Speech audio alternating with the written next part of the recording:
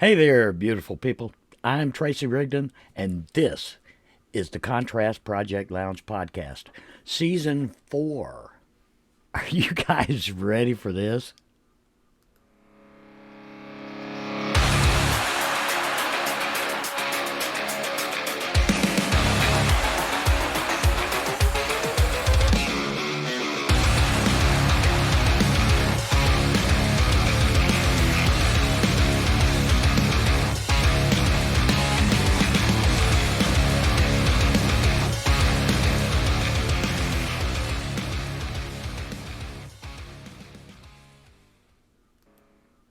You know, it gives me a good feeling to know that we do indeed live in a country where there are so many wonderful people out there that are fighting for our rights, that we have the freedoms that we do. Uh, we have people out there, pacifist activists, that are fighting for not only our rights and our freedoms, freedom of speech, but for inclusion and diversity. And we do live in a very diverse culture, society. It's a wonderful thing that we have such diversity. However, we also have an overabundance of division, divisiveness, people that would want to, tear down the institution of family and friendships and, diversity of any kind. And you hear people say all the time, we all bleed red. And of course we do. There's no question about that. We all bleed red. Absolutely. But there's this little thing called DNA. And every cell in your body contains the same DNA. And years ago came about the discovery of mitochondrial DNA, which is so precise.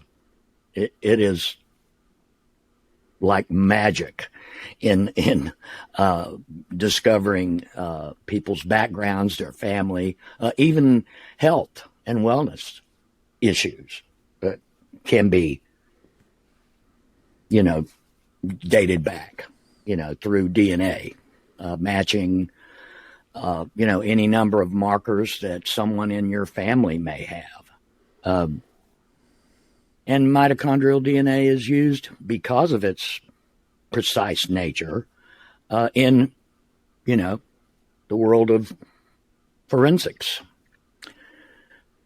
Well, on that mitochondrial DNA, it was discovered some years ago that there actually is a mother of all humans, modern humans, as we know today, the world over. This woman is being called mitochondrial Eve.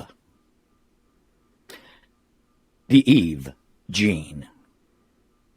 That's right. A maternal ancestor to all living humans walked the planet roughly around 200,000 years ago in a small village in East Africa. And we today, all modern humans, can trace our DNA back to that one woman, the mother of all human beings. An African woman is the mother of all humanity as we know it, otherwise known as mitochondrial Eve. And this was in East Africa.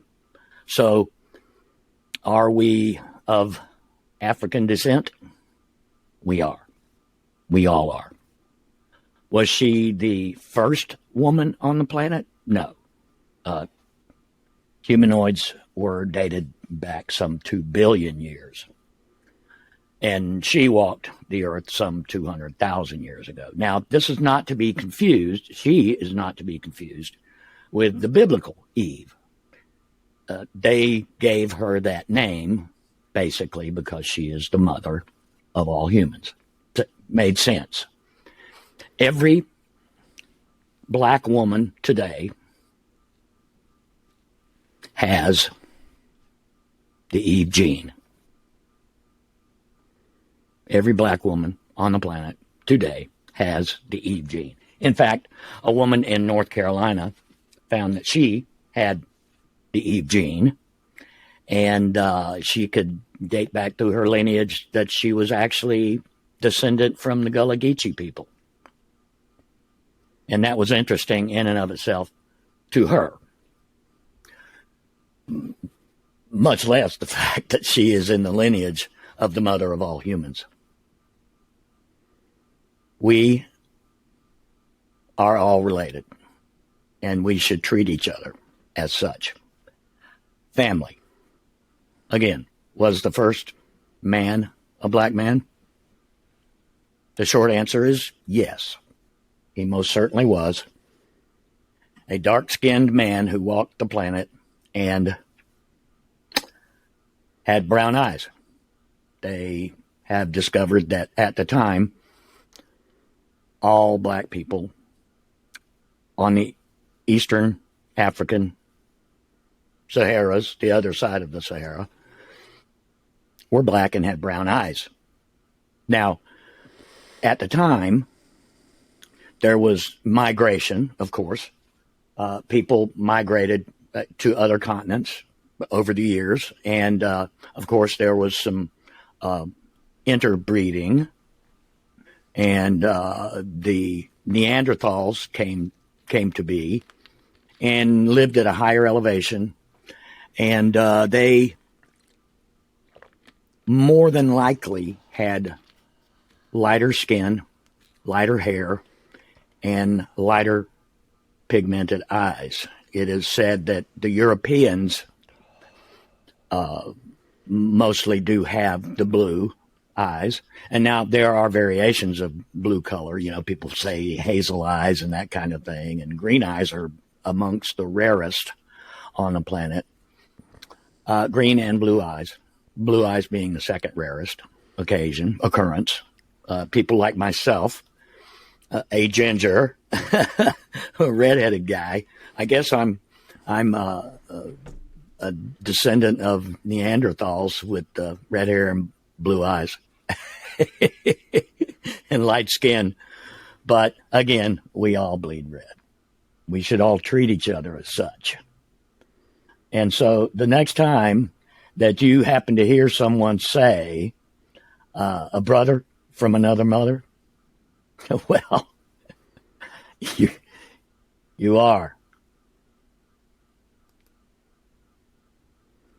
I'd like to thank all my friends, fans, and followers over on Facebook, Instagram, and Twitter. Please don't forget to like, share, and comment. And on our YouTube channel, like, share, comment, and smash the subscribe button. Don't forget to ring that bell so you get notifications whenever we have a new episode come up. And don't forget that the podcast itself, the audio version, can be streamed on all major streaming platforms. And you can find my crazy shenanigans over on TikTok.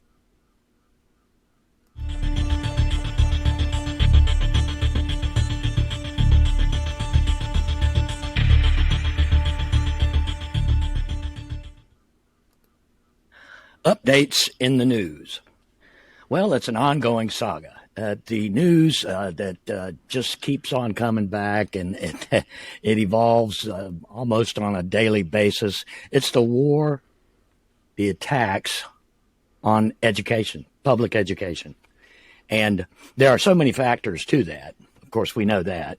The banning of certain courses in the state of Florida, the AP course on African American history, and that's a whole nother bag of worms. What I want to talk about today is the ongoing ban on books. Now, book banning has been going on for, forever, decades. And there are two different ways that they do this. There is challenging books, which have been challenged but have not been banned by law. A banned book, of course, has been legally banned and pulled out of the schools. Now, one question we would wonder, first of all, this infuriates me as someone who wants to have a free and open education system for our kids so that they have a broader world view. and I understand age appropriateness. I'm not stupid.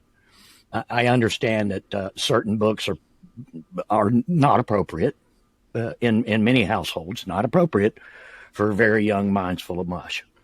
Now, when young people reach the age of high school, many of them, most certainly, gone through puberty. Some of them are sexually active, and most all of them are certainly on the internet. And so a lot of the things that these, really staunch advocates for banning these books are wanting to raise their kids in a bubble, I guess. These young people that don't learn these things earlier on in life go on to be uninformed and uneducated adults, which can be dangerous in and of itself. And I would wager to say that all of these people, whether they be parents or not, all of these people that are jumping on this ban the books bandwagon probably have read none of them. I would venture to say they have read none of them, and maybe there's a small percentage of them that have read one or two of them. In Duval County, Northeast Florida alone, so far, 176 books have been banned, and I'll provide the link to that in the description. Some of those books, granted, some of those books I've never heard of, but a lot of those books seem to be kind of silly. They've even banned The Adventures of Huckleberry Finn, for God's sakes. I grew up with that. Mark Twain's writings. It's racially sensitive, so they say. They have their own reasoning behind it. Now you say, why ban or challenge books in the first place? They say that it's mostly parents that are urging these book bans. But anybody that's not living under a rock knows damn well that it's politically charged, because most of the bans of some of these books are coming straight out of Nazi Germany and the playbook of certain far-right Republican governors and lawmakers. They are trying to dictate to you what your children can and cannot read in school. And I say children as a broad term. Like I said before, I believe that there does indeed, in fact, exist age appropriateness for very young minds. Absolutely. But do you want your young ones growing up reading nothing but simple elementary level reading materials? They say over and over and over that they want to be taught in these schools, these people that are really old-fashioned and stuck in their ways. They want the schools to teach the basics, of course, reading, writing, arithmetic. Well, isn't the first word in that phrase reading? Your banning books is doing much more harm than you think it is. You're delegating your young ones growing up in basically a fantasy world, a world that has been whitewashed throughout history. And while we're on the subject of history, of course, we know that a lot of that is whitewashed. It's just plain crazy. Now, again, one of the books that has been on the list of banned books nationwide for decades is 1984, George Orwell's 1984. Probably banned more than any other.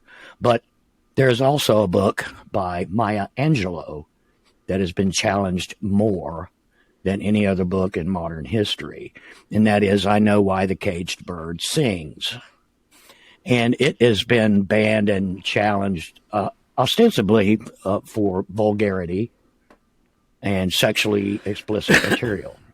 Now, if you know anything about Maya Angelou, not only is she an icon of sorts, not only a poet, but a phenomenal writer. And if you know her backstory, you know that it is full of vulgarity, profanity, and sexually explicit experiences and rape and racism. The woman had a hell of a life as a child and grew up to be one of America's most beloved writers. And yet they continue to ban her books because she speaks to her truth. Okay? There's nothing wrong, in my opinion. Young adults, teenagers, high school kids who have already been exposed to social media and sexual content on their own, there's no reason why they can't be able to access some of these writings in their school library. Now, if you have a problem with elementary school children reading that material, of course, why don't you separate the areas in the library? If there's only one library at your small school, okay, have an elementary level area and then an area where the older kids can go and pick up books. Seems like a simple thing to do. But in the meantime, they've pulled thousands and thousands of books from the shelves, and now they have to be reviewed by librarians, or what they're calling now media specialists. And in many cases, you're talking about 2, maybe more, maybe less, media specialists who have to vet through thousands of books before they can go back on the shelves. That's insane. 2 people cannot read through thousands of books before the end of the school year and give an informed opinion on them. And certainly, again, if you're a parent that doesn't want your kids reading them, put the ones on the list that you don't want them to read and have it on file in the school library. They'll know that you can't read that book or you can't check it out. And if you do check out explicit materials, then why can't they notify the parent? And then the parent say, nope, turn it back in. I don't want you reading it. But to take all of these books off the shelf because a handful of parents disagree with the opinions on those pages or don't like the content of that book, it's a disservice to the rest of the students. It's a disservice to the institution of education. Now, on top of the fact that there are some really crazy books, in my opinion, some really lame. I mean, there's some titles on that 176 book list for Duval County that I, for the life of me, don't know why they're on the list. I couldn't, for the life of me, figure it out. The number one reason for pulling books and challenging them, the number one reason is profanity, language. And then there's sexually explicit content, and race and racism, of course, is in there. The one that gets me, that seems to be universal across the country in these challenges, is that the book contains divisive concepts. Who delineates what a divisive concept is? I mean, I know certainly there are some that are glaring. There are some books, that would be glaring, I mean, even Mein Kampf, should be read by older students. I mean, not as an assignment, but it should be available to them. Why not? I just don't get it. Well, since we're also in the midst of Black History Month, and some would say that should be every day because the rest of the year is White History Month. Not to ruffle any feathers, but, truth is truth, people. A lot of the books on those banned lists happen to be by Black authors and or deal with race relations, racism. There are many books about slavery and the life lived after slavery, the Jim Crow era. A lot of books. And white America is suppressing that information from young people. History has long been a whitewashed history. And no, I don't have white guilt. I'm just a white guy speaking the truth. Some of you guys need to sit down and shut the fuck up. History is history. It's history. What about the internment camps for the Japanese? I mean, did you guys forget about that? Oh, it's wartime. Oh, okay. That makes it okay for us to imprison innocent people because of their race. I get it. Okay. Well, about some of the books written by black authors. Let me give you a couple of examples and the reasons that were given for challenging those books. We have The Hate You Give by Angie Thomas. It was challenged and banned, supposedly, for anti-police messages. Anti-police messages. Okay.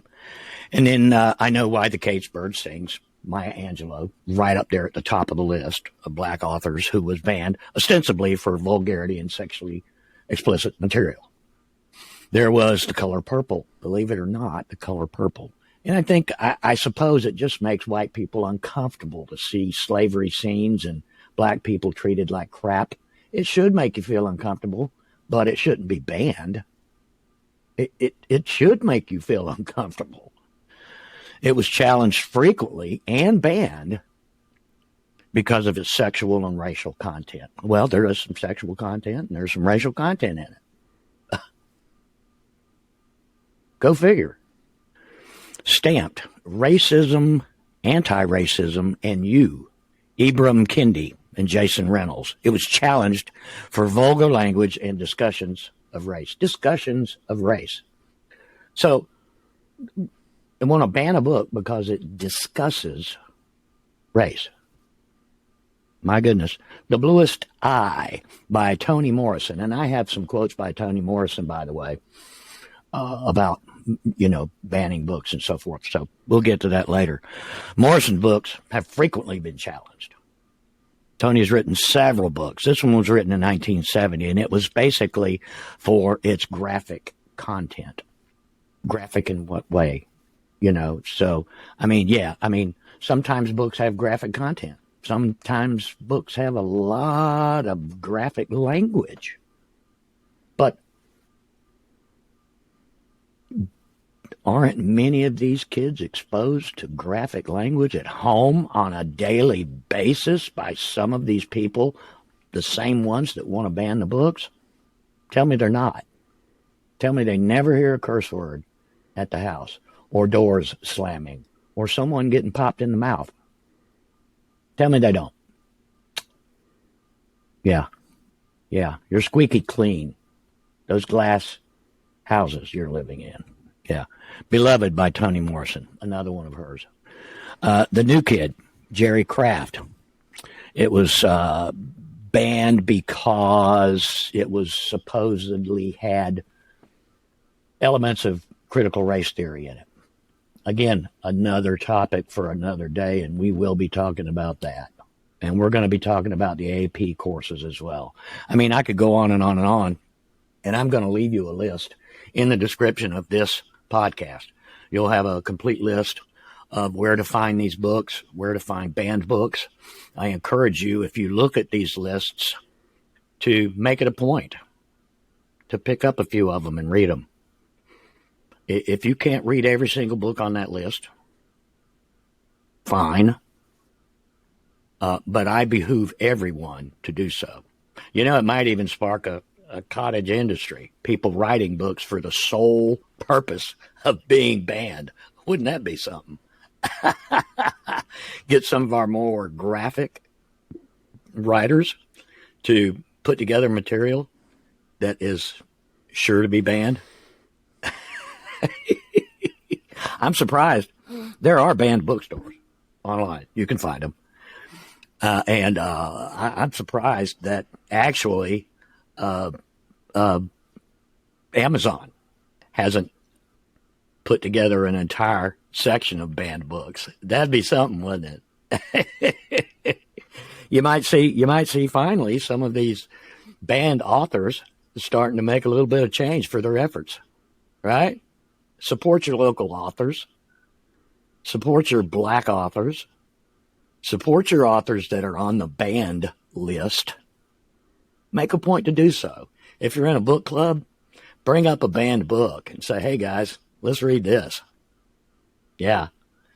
All right, coming up in another episode, we will be talking about the AP courses and some more really good thought-provoking stuff. Go!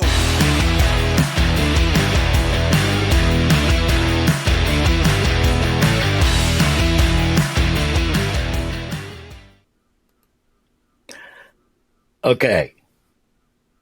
On today's reality check, listen up, listen closely.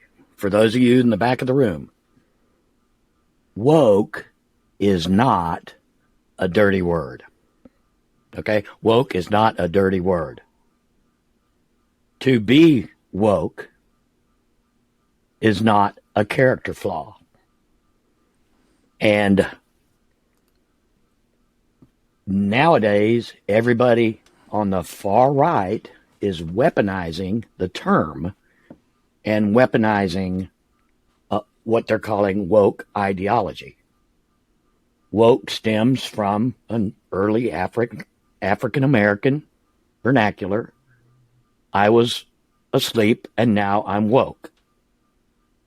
Basically, someone that is concerned about society, concerned about their community, social injustices, how people are treated fairly or unfairly, and they're people that are, trying to make a difference in this world. The climate, the war on crime, sensible gun laws.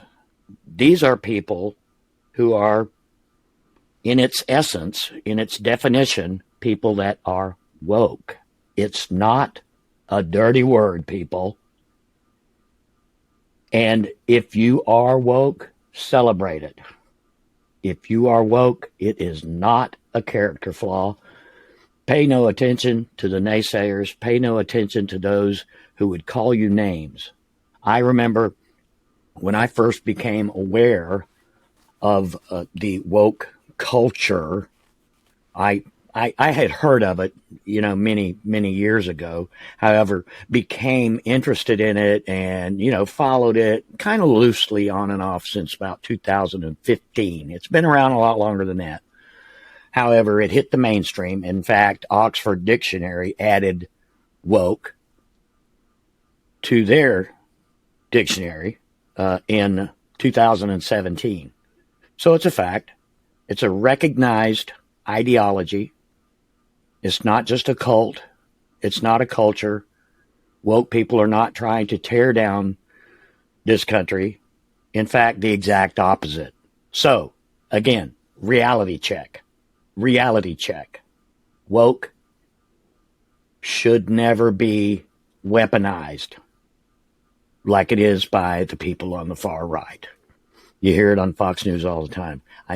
They're bashing woke all the time. I, in fact, was looking at Marjorie Dunning-Kruger Green the other day on Twitter, and boy,